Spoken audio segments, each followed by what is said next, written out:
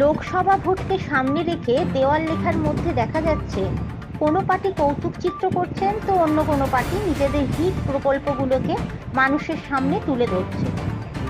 লোকসভা ভোটের প্রথম প্রচার হলো দেওয়াল লিখন, আর এই দেওয়াল লিখনে বিভিন্ন ধরনের কৌতুক চিত্র উঠে আসে মানুষের চোখের সামনে। মানুষ উপভোগ করে এই নতুন ধরনের প্রচেষ্টাকে। হাওড়া শহর জুড়ে দেখা যাচ্ছে সিপিআইএম ও টিএমসি পার্টির কর্মীরা দেওয়াল লিখনে কৌতুক চিত্র ও নিজেদের হিট প্রকল্পগুলোকে সামনে তুলে ধরছে। মহিলারাও পেছনে পড়ে নেই, তারাও এগিয়ে এসে কাঁধে কাঁধ মিলিয়ে দেওয়াল লিখছে। বিজেপির বালির বিধানসভার প্রাক্তন সম্পাদক সৌম্য ঘোষ জানান যে এগুলো হাস্যকর। নিজেদের প্রকল্পগুলিকে, যে প্রকল্পগুলো মানুষ উপভোগ করছে, সেগুলোকে নতুন করে চোখের সামনে তুলে ধরার কি দরকার আছে? মানুষ তো দেখতেই পাচ্ছে, তো আবার নতুন করে তুলে ধরার কি কারণ আছে? তার সঙ্গে আরও বলছেন নিশ্চয়ই তারা ভয় পেয়েছে বলে এই ধরনের কর্মকাণ্ডে মেতে উঠেছে। হ্যাঁ, টিএমসির তো ভয় আছেই, কারণ দেখুন সদ্য যে ঘটনাগুলো ঘটেছে এবং প্রিভিয়াসলি যে ঘটনাগুলো ঘটেছে, সমস্ত ঘটনা তো বাংলার মানুষ ভুলে জানি। আর বাংলার মানুষ তো এত বোকা নয়, জানেন বাংলা মানে ম্যাক্সিমামটা বুদ্ধিজীবী সমাজ। তো বুদ্ধিজীবীরাও ভোলে না চট করে। লোকে যে বলে না যে public memory is very short, বেঙ্গলের ক্ষেত্রে আমার তো মনে হয় কথাটা একদম খাটে না। তো এইবারে আমি কি করেছি সেটা যদি না দেখাতে পারি, তাতে আমার প্রতি নেগেটিভ ইম্প্যাক্ট আসবে, এটা তো টিএমসি অলওয়েজ মনে করছে। এবং টিএমসি এই মুহূর্তে আমার তো মনে হয় কিছুটা ব্যাকফুটের থেকেই অ্যাগ্রেসিভ হওয়ার চেষ্টা করছে। কারণ টিএমসি হচ্ছে বেড়ালের মতো, যেমন দেওয়ালের এক কোনায় চলে গেলে বেড়াল দেখবেন লাফিয়ে অ্যাটাক করার চেষ্টা করে এবং তাতে তারও ক্ষতি হয় বিরাট পরিমাণে। টিএমসি এখন ঠিক ওই দশায় যাচ্ছে, যার জন্য টিএমসি নিজেকে দেখাচ্ছে লক্ষ্মীর ভাণ্ডার দিচ্ছি, অমুক প্রকল্প করছি, অমুক সাথী দিচ্ছি, তমুক সাথী দিচ্ছি। শুধুমাত্র ওই রাতের খেয়ে বাজার জন্য যে টাকাটা, ওইটা দেখাতে পারছে না। ওটা দেখালেই সব কিছু শেষ হয়ে যাবে। টিএমসির এখন অবস্থা এই জন্য খুব করুন, তাই জন্য তাদের দেওয়ালে লিখতেই হবে আমরা কি করেছি না করেছি। সিপিএম রাজ্য কমিটির সদস্য শঙ্কর মৈত্র জানাচ্ছেন, দেওয়ালে এইসব লেখার অর্থ নিজেদের প্রতি ভরসা হারিয়ে ফেলেছে টিএমসি সরকার, তাই নিজেদের প্রকল্পগুলিকে সামনে তুলে ধরতে হচ্ছে। দারুণ ব্যঙ্গচিত্র, মানে এ তো কোনো তামাশা নয়, আসলে অত্যন্ত সিরিয়াস পলিটিক্যাল ইস্যুগুলোকে শিল্পের এই ফর্মটার মধ্যে দিয়ে প্রকাশ করা হয়।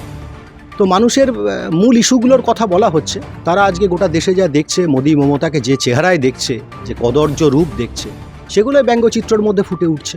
স্বাভাবিকভাবে মানুষ অ্যাপ্রিসিয়েট করছে। তৃণমূল কংগ্রেস মমতা ব্যানার্জি সন্দেশখালি ঘটনার পর হারিয়ে ফেলেছে, পা কাঁপা শুরু হয়ে গেছে, মাথা টাথা ফেটেছে, এসব আপনারা দেখেছেন। আসলে প্রকল্প নিয়ে একটাই কথা আমাদের বলার, যে কোনো গণতান্ত্রিক সরকারের তো মানুষের জন্য কিছু করতে হবে। এটা কোনো নতুন কথা না যে গোটা পৃথিবী জুড়ে দেখবেন সমস্ত নির্বাচিত গণতান্ত্রিক সরকার তারা নানাভাবে মানুষের জন্য বিভিন্ন প্রকল্প, ক্যাশ এন্ডাওমেন্ট এগুলো শুরু করেছে, এখানে করছে, এর মধ্যে বেশি কি আছে। আর টিএমসির প্রাক্তন কাউন্সিলর রায়চরণ মান্না জানাচ্ছেন যে মানুষ সর্বদাই তাদের পাশে ছিল, পাশে আছে এবং পাশে থাকবে, আর আমরাও মানুষের পাশে সারাক্ষণ রয়েছি। কি কি পরিষেবা রয়েছে সেগুলো আরও মানুষের চোখের সামনে তুলে ধরার এই প্রচেষ্টাকে কিছু লোকে কটাক্ষ করলেও আমরা আমাদের কাজ করে যাব। মানুষ সুবিধা পাচ্ছে, উপকৃত হচ্ছে এবং মানুষের পরিবারের আর্থিক সুবিধা করছে, সেই জন্য আমরা এই প্রকল্পগুলো তুলে ধরছি। লক্ষ্মীভাণ্ডার, স্বাস্থ্যসাথী কার্ড, তারপরে কন্যাশ্রী যে লেখা, তারপরে বাচ্চাদের সাইকেল, সবুজ সাথী, সব বিভিন্ন যেগুলো আমাদের রাজ্য সরকার দ্বারা সাধারণ মানুষের উপকৃত হচ্ছে, সেগুলোকেই আমরা তুলে ধরার চেষ্টা করি। মানুষ কীভাবে সাড়া দিচ্ছে? আমাদের ব্যাপক সাড়া আছে। আপনারা জানেন পশ্চিমবঙ্গে যে ধরনের দিদি কর্মকাণ্ড করে যাচ্ছেন, সাধারণ মানুষ তৃণমূলের পক্ষে আছে ও তৃণমূলের পক্ষেই থাকে।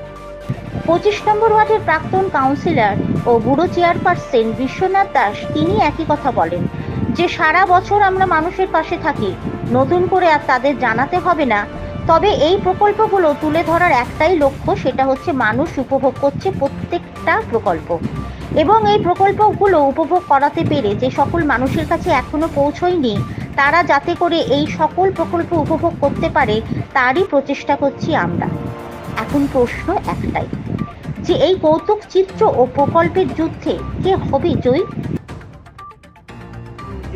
তিনটে পার্টি, বিজেপি, কংগ্রেস এবং সিপিএম, তারা এরকমভাবে দিদির বিরুদ্ধে এবং আমাদের মানুষ সরকার করতে যেভাবে প্রচার করছে, দেখুন মানুষের মন, কিছু মানুষ আছে তারা হয়তো তারা বিশ্বাস করে, কিন্তু তারা এই উপভোক্তা, তারা কিন্তু উপভোক্তা, তারা কিন্তু প্রত্যেকেই সুবিধাগুলো পাচ্ছে, কিন্তু কিছু পার্সেন্টেজ আছে 0.5% 1%, যার জন্য দেওয়াল লিখানো, এখান দিয়ে প্রচুর লোক যাতায়াত করে, বিভিন্ন জায়গায় দেওয়াল লেখানো হচ্ছে, তাদের মনে ওইটা দাগ কেটে আসছে। এবং আমরা যখন লিখছি প্রচুর মানুষ দাঁড়িয়ে আছে, দাঁড়িয়ে থেকে তারা বলছে খুব ভালো জিনিস।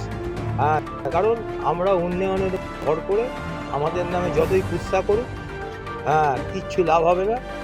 পরিযায়ী পাখি যত আসবে চলে যাবে। ও তো দেখেছিলাম 2021-এ আপকি বার 200, ও 70-এ ঠেকে গেছে, এখন ওরা 60টা আছে কিনা জানি না। এসব করে কোনো লাভ হবে না। মানুষ দিদিমণিকে দেখে